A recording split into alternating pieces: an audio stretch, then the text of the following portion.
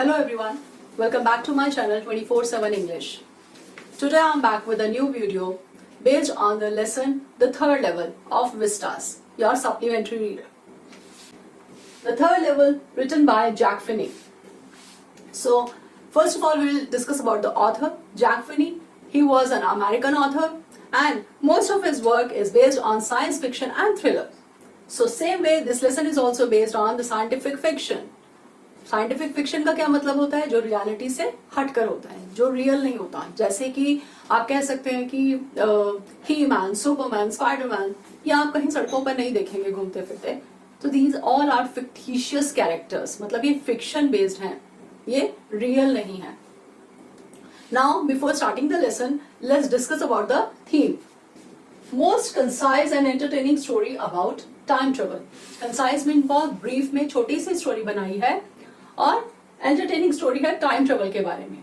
वैसे normally last year ये add हुआ है लेसन, तो इसको बहुत बोरिंग चैप्टर काउंट किया गया है, बट आप इसको बोरिंग वे में ना काउंट करके इसको एक एंटरटेनिंग वे में लीजिए. जैसे टाइम ट्रेवल का मतलब कि एक टाइम से दूसरे टाइम की तरफ ट्रेवल करना. जैसे हम अपने ड्रीमिंग वर्ल्ड में रहते हैं कि हम हैं कहीं लेकिन हम पहुंच कहीं और जाते हैं. Main theme is escapism. Escapism मतलब किसी चीज से दूर भागना, to run away from something और समवेयर.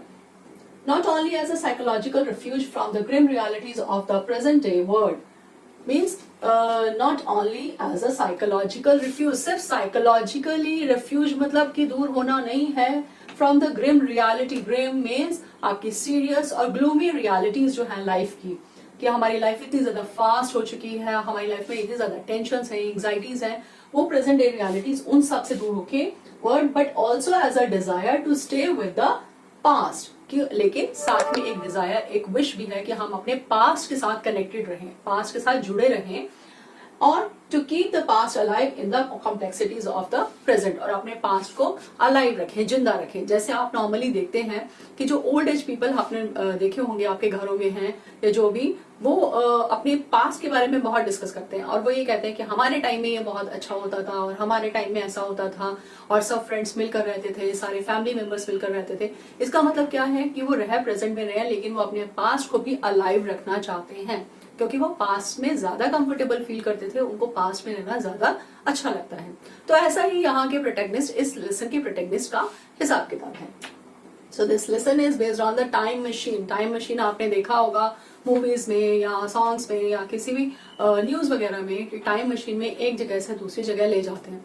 अब आप कहेंगे कि अगर एक जगह से दूसरी जगह जा रहे हैं तो मोड्स ऑफ ट्रांसपोर्ट तो हैं. No, we are not talking about those modes of transport, but we are talking about time machine. Time machine मतलब present से future में जाना या past से future में जाना या past से present में या present से past में, means किसी भी मतलब time में हम चले जाएं. जैसे हम बचपन को बहुत याद रखते हैं हमेशा कि हम बचपन में ऐसे थे वैसे, काश हम वापस अपने बचपन में चले जाएं. तो टाइम मशीन के थ्रू अगर हम अपने बचपन में चले जाते हैं, that is time travel. Okay, so without further ado, let's start the lesson. Before you read, as I've already told it to you that why it has been written here. Have you ever had any curious experience which others find hard to believe? कभी आपने अपनी life में ऐसा कोई curious, कोई ऐसा different experience face किया है? Curious means to learn something or eager to learn or know something. तो आप ऐसा कुछ आपको नया एक्सपीरियंस हुआ हो जिसपे बाकी लोग आप पे बिलीव ना करें, या आपने कोई ऐसी चीज देख ली और आप बाकी फ्रेंड्स से या किसी और से डिस्कस करते हैं और वो कहें कि ऐसा कुछ नहीं है, तुमने गलत चीज देखी है, बिकॉज उन्होंने नहीं देखा, उन्होंने लाइफ में फेस नहीं किया. So here also it has been mentioned in this lesson. The presidents of the New York Central and the New York, New Haven and Hartford railroads will swear on a stack of timetables that there are only two. But I say there are three because I have been on the third level of the Grand Central Station. अब जो protagonist है story का, he is talking about Grand Central Station which is located in New York. अब वो New York के grand Central station की बात कर रहा है और जो लेसन की स्टार्टिंग जैक फिनी ने की है वो एक कॉमिकल वे में की है कि सब प्रेसिडेंट्स वहां पे बैठे हैं, न्यूयॉर्क सेंट्रल के भी, न्यूयॉर्क के भी, न्यू हेवन के, and Hartford railroads, and all the presidents are sitting there and what they are saying that will swear on, कि हम सब कसम खाते हैं या हम सब शपथ खाते लेते हैं कि हमने स्टैक ऑफ टाइम टेबल्स, जितने भी टाइम टेबल्स हैं, stack means data of time tables, तो वो सब के थ्रू हम देख चुके हैं कि हमने सिर्फ 2 लेवल्स ही देखे हैं, कोई थर्ड लेवल नहीं है. But the protagonist is saying that I say there are 3 because I have been on the third level, कि मैं थर्ड लेवल पे गया हूँ ग्रैंड सेंट्रल स्टेशन पे और मैंने थर्ड लेवल को देखा है. Yes, I have taken the obvious step. I talked to a psychiatrist friend of mine. Among others, I told him about the third level at Grand Central Station, and he said it was a waking dream wish fulfillment. अब वो ये कहता है कि आप मुझे पागल मत समझिए कि मैंने थर्ड लेवल देखा है और बाकी किसी ने नहीं देखा है, क्योंकि मैंने सारे ऑब्वियस स्टेप्स, जो जो जरूरी स्टेप्स थे वो मैं सब ले चुका हूँ. मतलब कि मैं साइकेट्रिस्ट फ्रेंड से भी डिस्कस कर चुका हूँ. मैंने उसको भी ये बात बताई है कि मैंने थर्ड लेवल देखा है, आई have seen the third level. And he said, और उसकी फ्रेंड ने क्या बोला, साइकेट्रिस्ट ने क्या बोला उसे, that it was a waking dream wish fulfilment, कि तुम्हारा जागती आंखों से देखा हुआ सपना जो है वो सच हुआ है. ऐसा हुआ है कि तुम खुद ये सोचते आ रहे हो अपने माइंड में कि इसका थर्ड लेवल होगा, थर्ड लेवल होगा, और तुमने वो थर्ड लेवल देख लिया. He said I was unhappy. That made my wife kind of mad. But he explained that he meant the modern world is full of insecurity, fear, war, worry and all the rest of it. And that I just want to escape. अब उसका friend जो है psychiatrist, वो क्या explain करता है उसको, what he says that अब he himself is telling all the things कि मेरे फ्रेंड ने क्या बोला that I am unhappy, I was unhappy, मतलब मैं अपनी लाइफ से खुश नहीं हूँ. जो मैं काम कर रहा हूँ या डेली मोनोटनस मेरी लाइफ है, डे टू डे लाइफ है, कि डेली ऑफिस जाना, डेली ये काम करना और डेली वही सब कुछ, तो I got bored from all such things, और मैं इन सब चीजें बोर हो चुका हूँ और मैं अनहैप्पी हूँ. और ये सब सुन के कहता है कि मेरी वाइफ भी, she was also feeling kind of mad. And but he explain, और आगे क्या एक्सप्लेन करता है वो, कि मॉडर्न वर्ल्ड, जो हमारा ये मॉडर्न वर्ल्ड है जिसमें हम रह रहे हैं, that is full of insecurity, fear, war, worries and all the rest of it. और जो भी चीजें हैं, मतलब जो जो हमें परेशान करती हैं, एंजाइटी है, टेंशन्स हैं, उन सब से ये भरा हुआ है. And that I just want to escape, और मैं इन सब चीजों से दूर भाग जाना चाहता हूँ, एस्केप करना चाहता हूँ. I want to run away from all such things, that's why I have seen the third level. और मैं अपने ही ड्रीम्स में जाके थर्ड लेवल पे पहुंच गया. Well, who doesn't? Everybody I know want to escape, but they don't wander down into any third level at Grand Central Station. अब जो प्रोटैगनिस्ट है, जो कैरेक्टर है मेन, वो क्या कहता है कि कौन नहीं भागना चाहता इन सब चीजों से, सबको ही भागना चाहते हैं. लेकिन क्या इसका मतलब ये है कि सब घूमते फिरते, वॉन्डर डाउन मीन सब घूमते फिरते ऐसे ही और सब थर्ड लेवल देखने पहुंच जाते हैं ग्रैंड सेंट्रल स्टेशन में.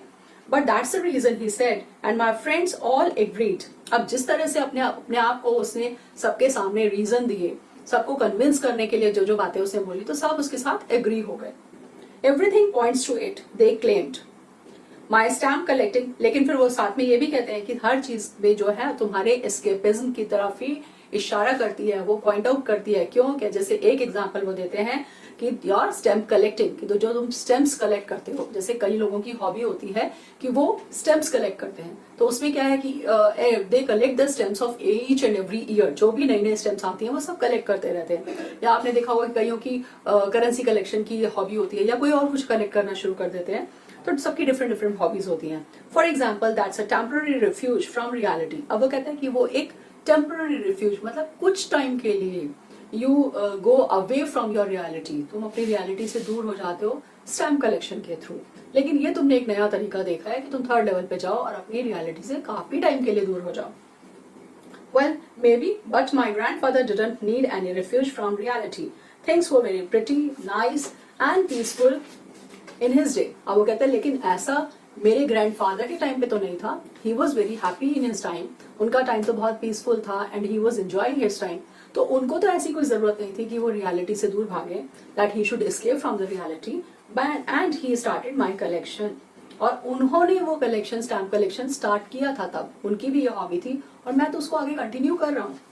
It's a nice collection too. Blocks of 4 of practically every US issue, first day covers and so on.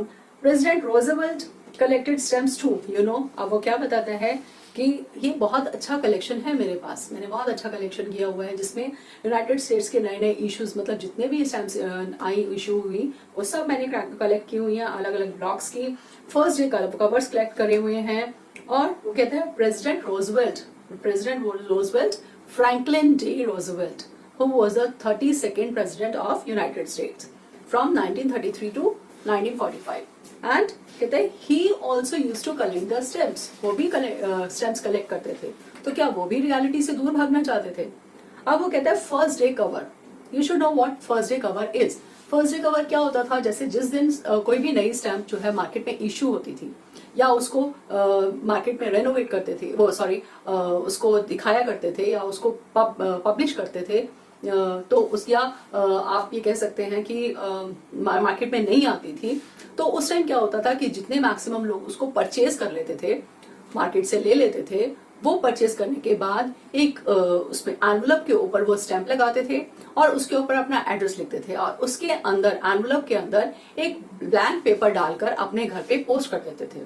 तो उसका रीजन क्या होता था कि जब वो पोस्ट ऑफिस में जाती थी तो पोस्ट ऑफिस में उसके ऊपर एक स्टैंप लगती थी पोस्ट ऑफिस की जिसपे डेट मेंशन होती थी, तो उनके पास एक प्रूफ हो जाता था कि ये स्टैंप इस डेट को पब्लिश हुई थी।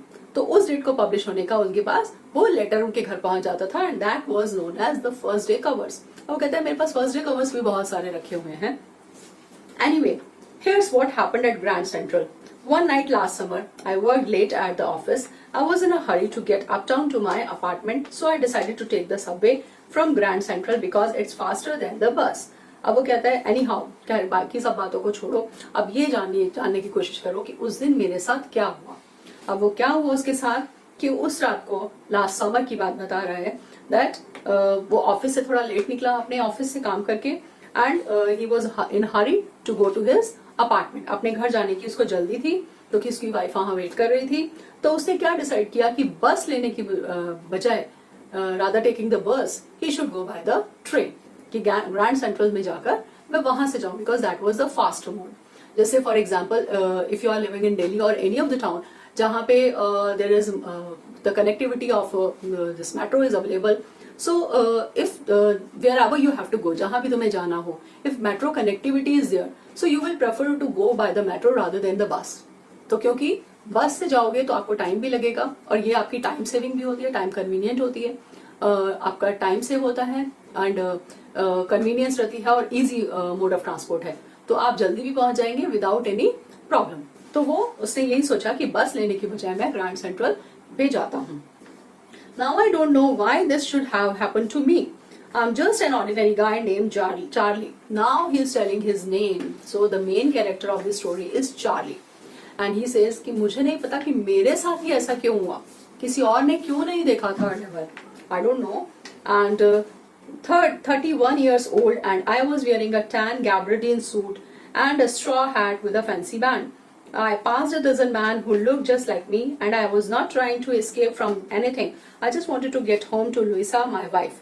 अब वो कहता है मैं 31 years का हूँ और मैं he was wearing अपना एक tan gabardine सूट पहन के जा रहा था। gabardine suit means it's a style of suit, कि डिफरेंट स्टाइल का सूट है वो उसने पहना हुआ था जो उस टाइम लेटेस्ट ट्रेंड में था and tan is the dark brown colour, तो उसने पहना था। और कहते हैं बहुत सारे लोग, और मैंने स्ट्रॉ हैट लगाई हुई थी फैंसी बैंड के साथ, और बहुत सारे लोग ऐसे पहन के ड्रेस पहन के जा रहे थे वहां पे और वो मेरे जैसे ही थे सब। And I was not trying, और मैं कहीं से एस्केप नहीं करना चाह रहा था, मैं कोई भागना नहीं चाह रहा था कहीं से। I just wanted to go to my home, to reach my home. मैं अपने घर जल्दी से जल्दी पहुंचना चाहता था क्योंकि मेरी वाइफ लुइसा वहां पे मेरी वेट कर रही है। Now there is a second character by the name Louisa. First character main character Charlie है और सेकंड कैरेक्टर हमारा आया है Louisa. And I want to say one thing to you कि मैं आपको स्क्रीन के ऊपर I show the pictures, I try to show the pictures to you on the screen to for your better understanding, क्योंकि उन picture से है आप अच्छे से अंडरस्टैंडिंग कर सकते हैं और आप अच्छे से समझ सकते हैं चीजों को। So and I hope that you like it.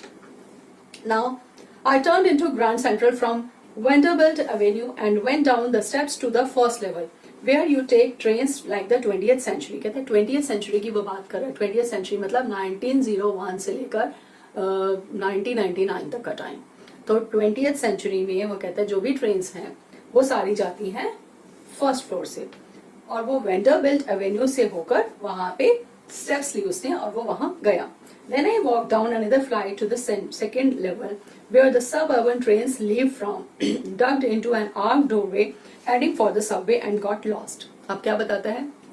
Means अब उसके बताने से ये लग रहा है कि जो ग्रैंड सेंट्रल स्टेशन है वो सारा अंडरग्राउंड बना हुआ है, कि पहले वो गया नीचे तो फर्स्ट फ्लोर पे पहुंचा, उसके बाद वो फिर वो कहता है excuse me, that I walk down another flight to the second level, कि मैं फिर और नीचे गया और मैं सेकेंड लेवल पे पहुंच गया, जहां से सब अर्बन ट्रेन, मतलब जो भी आसपास के एरिया की ट्रेन है वो वहां से जाती हैं, and duct into an arc doorway heading for the Subway. और एक आग मतलब ऐसे घुमावदार शेप में डोरवे बना हुआ था, और जहां से मैं आई गॉट लॉस्ट, और मैं जब उस सबवे से जा रहा था तो मैं वहां पे भूल गया या रास्ता भूल गया या मैं खो गया, गुम हो गया। दैट्स ईजी टू डू, इसमें कोई बहुत बड़ी बात नहीं है, कोई भी जाए वो खो सकता है। जैसे फॉर एग्जाम्पल अगर हम अपने डेली मेट्रोज की ही बात करें तो बहुत सारे मेट्रो स्टेशन ऐसे हैं पे जहाँ पे 2 या 3 या 4 तरह की मेट्रोज जो है वो कनेक्टिविटी होती है। तो हर बार ऐसा होता है, फॉर एग्जाम्पल अगर आप इसका राजीव चौक का ही मेट्रो स्टेशन का एग्जाम्पल लें, तो जो रेगुलर जाने वालों को भी कई बार वो भूल जाते हैं कि येलो लाइन किधर से जाएगी या ब्लू लाइन किधर से जाएगी या बाकी लाइन जो है जो भी, तो उनको कई बार पूछना पड़ता है या फिर उनको जो साइंस है, साइन बोर्ड्स, उनको चेक करना पड़ता है। तो same way he is talking about कि मैं भी उस दिन वहां जा रहा था और मैं भूल गया।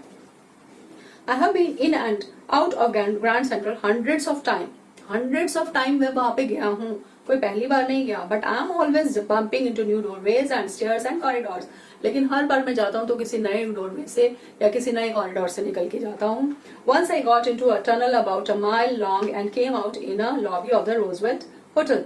अब उसका कहने का मतलब है कि इतना बड़ा ग्रैंड सेंट्रल वो है, स्टेशन है, और वहां पे इतने सारे कॉरिडोर्स हैं, इतने सारे डोरवेज हैं कि मैं हर बार किसी ना किसी नए रास्ते से निकल के जाता हूँ, just for the sake of you can say adventure, अब एक नया रास्ता ढूंढने के लिए।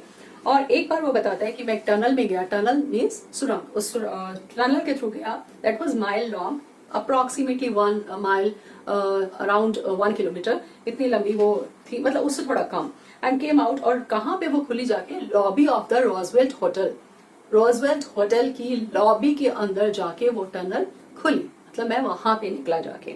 Another time I came up in an office building on 46th street 3 blocks away, और अगली बार मैं बताता है कि अगली बार किसी और टनल में घुस गया, और वहां जाके क्या हुआ कि जब मैं वापस निकला दूसरी साइड से तो 46th स्ट्रीट पे, मतलब name of the street he is talking about, जैसे अकबर लेन है या बाबर लेन है या कोई और रोड है, अशोका रोड है, इस तरह से कोई 46th स्ट्रीट है, वहां पे जाके वो निकला 3 blocks अवे। 3 blocks मतलब 3 बिल्डिंग्स दूर पे वो है, और ऐसे उस टनल के थ्रू वो निकला। So यहाँ पे from this paragraph we can say that he wants to convince everyone कि जो कुछ वो कह रहा है वो बिल्कुल सही बात है, और अपनी बात को कन्विंस करके, कन्विंसिंगली और बिल्कुल उसको प्रूफ के साथ वो बताना चाह रहा है कि मैं जो कह रहा हूँ वो गलत नहीं कह रहा हूँ, मैं बिल्कुल सही कह रहा हूँ। Sometimes I think Grand Central is growing like a tree, pushing out new corridors and staircases like roots. अब क्या कहता है, as you can see in the picture also given in the book, कि ग्रैंड सेंट्रल स्टेशन जो है कई बार मुझे ऐसा लगता है जैसे ट्री की तरह से ग्रो कर रहा है, जैसे ट्री की नई नई ब्रांचेस निकल आती हैं, नए नए लीव्स होते हैं, इस तरह से लगता है उसकी भी नई नई ब्रांचेस हो जाती हैं, मतलब नए नए डोरवेज निकल आते हैं, नए नए स्टेयरकेसेस निकल जाते हैं, कई नई टनल्स बन जाती हैं। तो ऐसा हो लगा कि वो भी ऐसे ग्रो करे जा रहा है कि हर बार वहां पे कुछ ना कुछ नया कंस्ट्रक्शन या कुछ ना कुछ नया होता रहता है। There's probably a long tunnel that nobody knows about, feeling its way under the city right now. हो सकता है कि एक और कोई ऐसी लॉन्ग टनल हो, बड़ी सी टनल हो, जिसके बारे में कोई जानता ही ना हो, किसी ने देखी ही ना हो। On its way to Times Square, और हो सकता है कि वो टनल जाके टाइम स्क्वायर पे खुले। Time square, this is the most famous place in New York. New York का सबसे फेमस प्लेस टाइम स्क्वायर है। आप आजकल न्यूज वगैरह में भी देखते होंगे कि अमेरिका में जो आजकल कोविड-19 का इतना केस चल रहा है, तो टाइम स्क्वायर खाली दिखा रहे हैं बिल्कुल, अदरवाइज वो हमेशा भरा रहता है वहां पे, most of the people use to come over there. तो अब वो कहता है कोई टाइम स्क्वायर पे निकल आती है, मे बी कोई ऐसी भी होगी टनल जो सेंट्रल पार्क में जाए। These are the famous places of New York, and maybe because for so many people through the years Grand Central has been an exit, और हो सकता है बहुत सारे लोगों के लिए, जैसा आप कह रहे हो इतने सालों से ग्रैंड सेंट्रल बना हुआ है, तो ऐसे कोई और भी एग्जिट्स हों, वे ऑफ एस्केप, और वो उनके लिए एक वे ऑफ एस्केप हो, एस्केप फ्रॉम द रियलिटी। जैसे तुम मुझे कह रहे हो, जैसे तुम मेरी बात पे कह रहे हो कि मैं 3rd लेवल पे नहीं आऊँ, तो that is a type of escapism. तो ऐसे बहुत लोगों के लिए भी हो सकता है। May be that's how the tunnel I got into, but I never told my psychiatrist friend about that idea. अब ऐसा जैसे मैं किसी टनल में घुसा और एक नई जगह निकल आया, ऐसे और भी लोग होंगे मेरे जैसे, बट ये सब बातें मैंने अपने साइकियाट्रिस्ट फ्रेंड से डिस्कस नहीं की। The corridor I was in began angling left and slanting downward, and I thought that was wrong. अब कहता है एक और मैंने कॉरिडोर देखा, बिगेन एंगलिंग लेफ्ट, जो एंगल लेफ्ट की तरफ एंगल करता हुआ था, एंड स्लांटिंग डाउन, थोड़ा सा स्लांट में था ऐसे downwards, and I thought that was wrong, मुझे लगा शायद ये गलत है, ये ठीक रास्ता नहीं है, but I kept on walking, लेकिन फिर भी to be on an adventurous trip और adventurous mode I wanted to go on, so वो चलता रहा. All I could hear was the empty sound of my own footsteps and I didn't pass a soul. अब क्या कहता है कि वो अकेला ही उस रास्ते पे जा रहा था. There was nobody. किसी और को उसने देखा नहीं, सिर्फ उसके अपने फुटस्टेप्स की आवाजें उसको सुनाई दे रही थी. मतलब इतना पीसफुल था वो जगह कि कोई भी वहां नहीं था. Then I heard that sort of hollow roar ahead, that means open space and people talking. अब जैसे आप किसी टनल में घुसे तो जब वो उसका ओपनिंग एरिया आने वाला होता है, जब वो खुलने वाली होती है तो थोड़ा सा हमें आवाजें सुनाई देने लग जाती हैं. तो वहीं वो कहता है कि हमें मेरे को हॉलो रोड, मतलब एक खाली सी जगह पे लोगों के कुछ शोर की आवाज मुझे सुनाई दी, तो इसका मतलब मुझे लगा कि ओपन स्पेस आने वाला है, मतलब ये रास्ता जो है वो आगे खुलने वाला है. And people talking, the people were talking over there.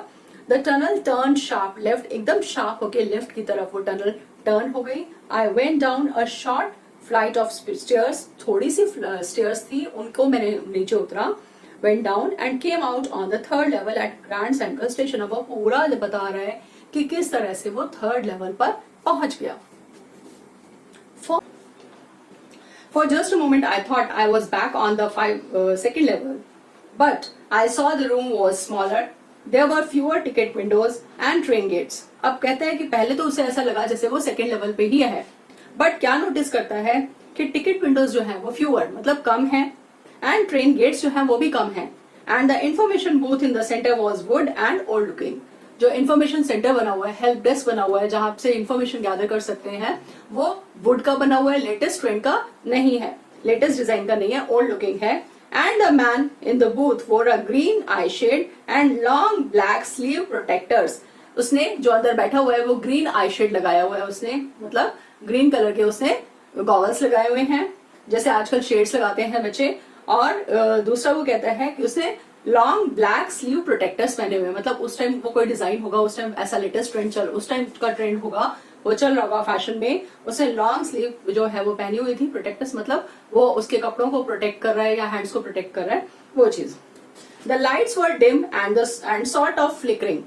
Lights भी थोड़ी डिम थी, डिम मतलब हल्की रोशनी थी, लाइट कम थी, और फ्लिकरिंग थी. फ्लिकरिंग का मतलब है कि लाइट्स जो है वो, इसका मतलब कि लैंप्स काइंड ऑफ लाइट्स थी. ये लाइट्स जैसे आजकल ये एलईडीज और ये जो बाकी लाइट्स आती हैं, ट्यूबलाइट्स वगैरह, वो नहीं थी, उनकी जगह वो ऑयल लैंप्स लगे हुए थे. Then I saw why they were open flame gas lights. Yes, कि फिर वो कहता है कि ओपन फ्लेम गैस लाइट्स थी, गैस से जो लाइट्स जलने वाली होती है उस तरह से थी, और उनसे जो फ्लेम्स निकल रही थी दैट वर फ्लिकरिंग, वो मूव कर रही थी. There were brass spittoons on the floor and across the station a glint of light caught my eye. अब क्या कहता है कि ब्रास के स्पिटून्स मतलब जिनमें स्पिट करते हैं, थूकते हैं, ऐसे थूकदान जो है वो ब्रास के रखे हुए थे फ्लोर्स के ऊपर. एंड अक्रॉस द स्टेशन, और बहुत ज्यादा लाइट थी पूरे स्टेशन के ऊपर. कॉट माई आई, जो उसकी आईज ने कैच किया, जो उसकी आईज ने पकड़ा. A man was pulling a gold watch from his vest pocket. Vest pocket मतलब जो शर्ट के ऊपर अंदर पॉकेट होती है, वेस्ट यानी बनियान जैसे पहनते हैं नॉर्मली लोग इनर वेयर में, और उसमें जो पॉकेट बनी होती है उसमें से किसी एक आदमी ने गोल्ड वॉच निकाली. He snapped open the cover, glanced at his watch and frowned.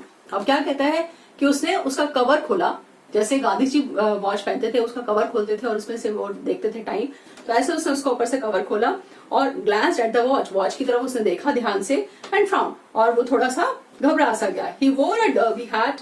उसने क्या पहना हुआ था, अब वो वहां का डिजाइन बता रहा है. पहले उसने अपनी हैट का डिजाइन बताया था, क्या कि उसने एक स्ट्रॉ हैट पहनी थी. अब यहाँ वो बता रहा है कि the man to whom he saw, he was wearing derby hat, a black 4 button suit with tiny labels.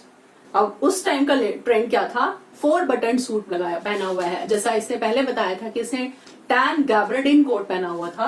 अब यहाँ पे जो दूसरा आदमी इसने देखा है वो 4 बटन सूट पहना हुआ है, मतलब वो दोनों बिल्कुल अलग अलग फैशन, अलग अलग ट्रेंड के कपड़े पहने हुए दोनों ने. And he had a big black handlebar moustache. Moustache means मूछें, और उसकी मूछें भी अलग ही स्टाइल की थी, जो उस टाइम वो ट्रेंड में थी या उस टाइम के वो फैशन में थी. Then I looked around and saw that everyone in the station was dressed like 1890 something. अब हमें मूवीज के थ्रू या वैसे भी हम जब कुछ कहीं गूगल पे सर्च करते हैं या कुछ देखते हैं तो हम ये देख सकते हैं कि किस टाइम पे कौन से सेंचुरी में कौन सा ट्रेंड चल रहा था रिगार्डिंग क्लोथिंग और एनी सॉर्ट ऑफ फैशन. तो उससे हमें पता चल जाता है. तो वो ये कहता है चार्ली कि उसने जिस आदमी को देखा वो 80 या 18 या 90 यानी उस टाइम के उसने पहने हुए थे, मतलब 1890 से 1819 वगैरह इस तरह की कोई उसने टेंट पहना कपड़े पहने हुए थे. I never saw so many beards sideburns and fancy mustaches in my life. कहते हैं इतने सारे लोग जो जिसने उन्होंने देखा उनको उन सबके अलग अलग बियर्ड्स यानी दाढ़ी सबकी अलग थी.